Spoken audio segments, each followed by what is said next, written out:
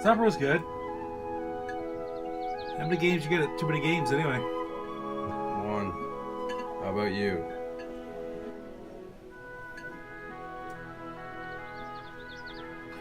$55. Hey guys, Papa Pete here, back with video number 2 of my Too Many Games pickups. I got a lot of great games to show you, so stick around.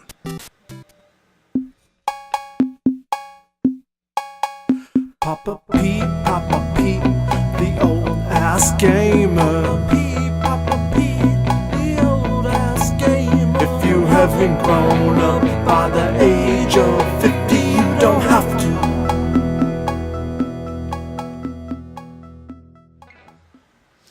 Well guys, I said it would probably take me 2 videos just to show you all the games that I picked up while I was down to Too Many Games. Looking at the pile I have over here, yeah, I think I'm probably right. Anyway, let's get her started. This time I'm going to try to show you all the games that I picked up that weren't Xbox games. You know how much I love Xbox. I love other games too. I picked up a lot of different stuff, and that's what I'm going to show you today. The things that aren't Xbox games. First was kind of cheating. 64-bit was getting ready to get down. He wanted to take a few things with him to get rid of. And when he tried to get rid of this game, I said, no, I think I'd like to have that game. I don't collect a whole lot of Genesis, even though I have a whole bunch right behind me. But I did have a Genesis in the 90s. And the games that you see there are mostly ones that I bought back then. I haven't been buying too many more, but this is one that I just couldn't let it go. Sunset Riders. Love this game. I love it in the arcade, love it on the SNES, and I love it on the Genesis, so I couldn't let him get rid of that. I bought it from him just to add into my collection. It has got a manual, and I planned on maybe trying to pick up a manual while I was down there. I didn't look for it real hard because I was thinking about other things to pick up, but didn't come across one, so I didn't get it, but I can pick one up someday. Anyway, very happy to add that to my collection.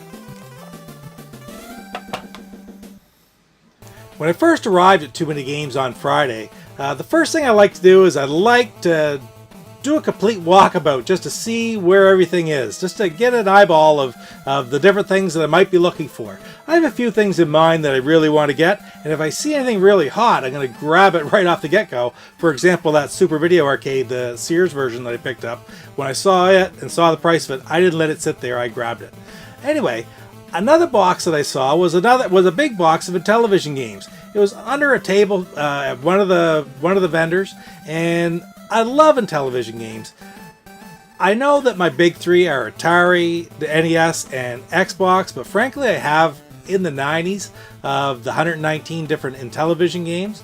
It means a lot to me. I played a lot when I was a kid, as I've sort of explained before. I haven't gotten into it too much on my channel yet, but believe me, I will in the future. Anyway, it was kind of appropriate that the very first pickup that I had while I was down at Too Many Games was a copy of Utopia. I had this game, but for $3 I had to pick this one up because it's in great condition. Manual, both overlays, and the cartridge. This is the birth of the God genre game right here. The very first game like that. From this game, they developed things like SimCity and Caesar and all the games in the future that were sort of like the God genre games. This is where it all started. I think is Don Daglow created this game back in about 82, probably. Might have been 81. I don't know if you played it or not. Yes, it is relatively simple. It's the Intellivision. But for the time, it was absolutely amazing. I still remember playing it and thinking about how complicated it was, and it's frankly a very fun game to play. If you haven't played it, get the opportunity. I highly recommend you picking it up and give it a go. Now normally I don't like to collect just carts for my Atari 2600. I really like to collect them in the box. I got one thing that I got to admit right now, I'm sort of ashamed, that behind me on the shelf there's one box that doesn't have a card in it. Starship. I picked up Starship. I saw an eBay auction for just the box and the manual in great condition for like $5, and I couldn't resist. I thought, I'll pick the cartridge up sometime, and for whatever reason I just haven't been able to do it. I look for it usually in the dollar boxes and such down at Too Many Games the last couple of years, and I've never seen it in there. See it on eBay, it's quite expensive, they want a fortune for it. Anyway, I came across one. It's not in great shape. It's got some marker on it, the label is crooked, but at the end of the day, for $5, I grabbed it, I'll put it in my box, I'm very happy to have it. Finally, that one's now complete in my collection. I never really, it's up with the rest of them. The box and the manual, just didn't have a cart. Now I do. Now another one that I picked up card only is, it's got a little bit of story for it. You know now that I'm doing reviews for Console Purist, which are going to be on every other Thursday. It started last Thursday, July 5th, and there's going to be a new review on my YouTube channel, which is going to be promoted through Console Purist on Facebook every other Thursday. So they also have a competition for high scores that is out every Friday, and then you can do it throughout the week. And there's a list of, there's got to be 100 games on there that you can compete in. You can try to set high scores. I didn't first read all the instructions, and the first time I sent some scores in, I used an emulator to do a couple of my games. I know it's bad, whatever, but when I saw that that wasn't allowed, they didn't even notice. I wrote the back, said pull those scores, I'll get the carts out and I'll do the real ones and I'll send you real scores. Anyway, one game that I did was Millipede for the Atari 2600, and I didn't have the cart, so I picked the cart up while I was down there. Again, $5, and it's just so I could set the score, because I think the actual high score is vacant on Console Purist right now. So I'll get that in, I'll play it up, and I'll set the high score, send it in to Console Purist right away.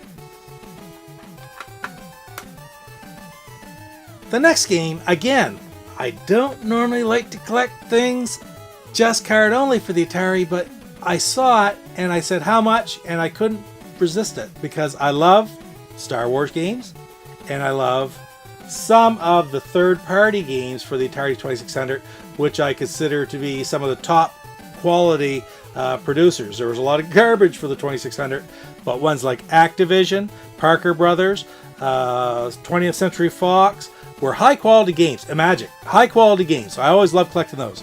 Well, this one is quite expensive. Typically, I see the cart only for $10, $15, and the box copy would probably be, I would probably pay $20. It's more likely to go for $30 or $40. Anyway, I picked up a copy of Return of the Jedi, Parker Brothers game. It's in great shape, and I got it for $2. So for $2, I had to pick it up. Really happy to add that to my collection. Alright, let's step away from the Atari 2600 for a second. The last 2 years that I went down before this year, I was really into Nintendo games. I didn't have a whole lot, NES games I mean, and I bought a lot of NES games from Bad Graphics Gamers. I still bought a few games, or a couple games from Bad Graphics Gamers this year, but I wasn't buying as many NES, more Xbox, and so I didn't buy as many games. But one that I got from them, and you all know I'm trying to complete my black box collection. I've got 25 out of 30 right now. And now from Bad Graphics I picked up Ice Climber. So now I've got 26 out of 30. It's a very simple arcadey type game. The Eskimo jumps up, knocks ice blocks away, battles off the enemies, tries to jump up through, get to the top of the pyramid. And it's a rather simple game, but it's a lot of fun just to play in small amounts. I don't have many of the, like I say, the black box games left to get, but you know, it's kind of hard because most of them are anywhere from $5 to $30. And then you have your ones like, I don't have Donkey Kong Jr. Math. $100, I have a hard time paying $100 for a game that there's no way in a million years I'd ever want to play. But that's part of collecting. Will I get it someday? Yeah, I probably will. But in the meantime, I'm just really happy to have Ice Climber added to my collection. I've almost pulled the trigger on it a couple times on eBay, never have. Well, now I got it from Bad Graphics. Thanks, boys. Now back to the 2600 games. The first one's a bit of a cheat because actually I ordered this one off eBay before I went down, and it arrived just as I was leaving, so I picked it up on my way down. It is a copy, complete in box, great manual of Slot Machine. It's not a great game.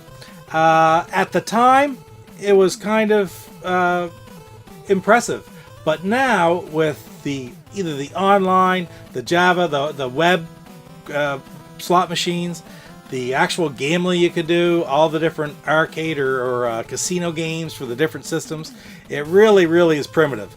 But it's one of the games that you have to complete your collection, and I'm really happy to have it. Like I said, at the time, it was quite revolutionary. Has it dated? Absolutely. But still, it's a great game to have, and I don't see it around all that often. On that note, with the gaming, I also picked up a copy of actually Casino. I got that down, and I got this one down at Too Many Games for like less than $5. Great manual, good cart, good box. Why I don't have these games or didn't have these games before, I don't know. Probably because I'm really not all that interested in playing them. It's just for collecting them. So when I pick them up face to face like this one, I'm more inclined to pick them up off the table and buy them than I am going on eBay. Even though I did with that, I got a really good price for that one. I had like $5 or $6, where typically you see it's like 15 or so. Kind of crazy for that game. Again, a game I'm probably not going to play very much. 15, 20 bucks seems like too much to pay. But for $4 or $5 to complete the collection, the Atari Inc. boxes, all that set, I'm very, very glad that I got them. Now the next 3 games I got from one vendor. I went up to the vendor and they had a whole stack of different really nice condition Atari 2600 cards. In the past, I have not seen a whole lot of Atari 2600 at Too Many Games. It seemed like there was more there this year than any other time. That being said, like a lot of people kept telling me that the stuff doesn't sell. People aren't looking for it. People aren't buying it. I'm looking for it. I saw more there this year than last time. I don't know why. I can't explain it, but I'm glad it was there. This is a game that I was looking for a long time. I'm trying to complete the Activision set. There's 44 or 45 games for the Activision set for the Atari 2600, and I'm a little bit over halfway. Some of them are quite expensive, but anyway, this one I've almost pulled the trigger on a couple times, but never have it. I'm glad I didn't, because I got a great box copy of Mega Mania. I don't know if you're familiar with this game or not. I can remember the commercials when I was a kid, and I also can remember like back when we were in elementary, middle school, we used to, if I had a game and my friend had a game, like different game, we would trade them for a couple weeks at a time so we could play different games. And this is one of the ones I can remember trading with a friend, picking up, and how much fun it was. It's kind of like a Space Invader clone, but you go back and forth shooting from the bottom, but there's different kinds of enemies at the top. And the thing about it that's kind of unique is you'll have one wave of enemies which go horizontally, and then the next wave, it'll alternate with a wave of enemies that go vertical. But they go vertical and horizontal. It's sort of hard to explain, but suffice it to say, all the enemies move a little bit differently. It gets more challenging as you go, and it's a very, very fun game to play, and challenging too. This is the kind of game, I'll probably do a review on this game in the near future. I'm really happy to have this added to my collection. It's a classic from days gone by. Now the next game, I don't remember it at all from when I was a kid. But in recent years, I've read quite a bit about it, about what a high-rated game it is. Brett Weiss has it in his book of 100 best console games prior to 1985 or 1989 as one of the top 100. It's a kind of a Pac-Man shooter clone, and of course, I know you've all heard of it now. It was really popular in the arcades. Wizards of War. Wizard of War. You see it online sometimes for $20, $30. This copy's in great shape. Still got the original cellophane. It's just been opened at the top to take the stuff out. And it's in a protective case. It came like this when I bought it. Very happy to have picked it up. I have played a little bit since I got it. It's a lot of fun, challenging game. I don't know if I understand it completely. Got to play a little bit more. I really do like it. I can understand why people like it so much, because it's a combination of almost two different genres. It's almost like a Night Stalker for the Intellivision. It's a maze game, but at the same time as a shooter. A lot of fun. I highly recommend it. 25 bucks. I got it for 10. I got each of these 3 games for $10, and I was just thrilled with that. Now the next game is one that I played a lot. I think I must have traded for it because I never owned it when I was a kid, so I'm sure I had one borrowed from friends at different times. But you know I love Star Wars, just like I was talking about the Return of the Jedi. Well, I finally picked up a copy in the box of Star Wars The Empire Strikes Back. I do believe this was probably the first licensed Star Wars game on any system. I'm not aware of any other ones. You could have Star Wars Jedi Arena, Return of the Jedi. No, I think this one came out a little bit before both of those. So this would be the first licensed Star Wars game. I do already have it on the Intellivision, but I hadn't had it on the Atari. I had played it a lot on the Atari, though, mind you, when I was a kid, and it's a really fun game. It's smooth, it's fast-paced, it's challenging, but at the same time, you can use a little bit of strategy, and it's basically a lot of fun. It really pushes the hardware of the 2600 to the limit and gives some of the best gameplay you can get for that system. Very happy to have this. Alright, the next game I'm about to show you is the last pickup I made at Too Many Games 2018.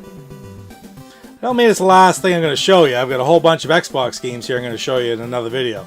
But it's the last thing I picked up at 4 o'clock Sunday afternoon, just as I'm getting ready to leave. I was walking out past Square Painter's booth and towards the Screenwave Media setup, and I heard this voice, "Hey, Papa Pete, come here!" And I looked over and there's RGT waving to me. He calls me over and he goes, "Hey, listen, I've got one game left that I didn't sell. I don't want to drag it home with me. It's yours, man." He gave it to me.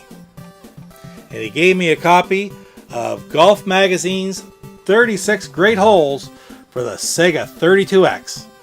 Well, I don't collect 32X. Then again, I think about it, last year this time, I didn't collect Xbox. I got thinking, I'm only 38 games away from a complete set. How can I not collect 32X from now on? I mean, I'm going to blame RGT for it, but then again, I blame RGT for my collecting Xbox. It was his video last year talking about how the original Xbox games with their backwards compatibility with the Xbox One is going to drive the prices to the roof, so I started on the top of the list and worked my way down. A year later, I've got like 300 Xbox games, 250 Xbox games. I've only got to get 38 more of these, and I got the complete set. Said it before, and I'll say it again. God damn you, RGT.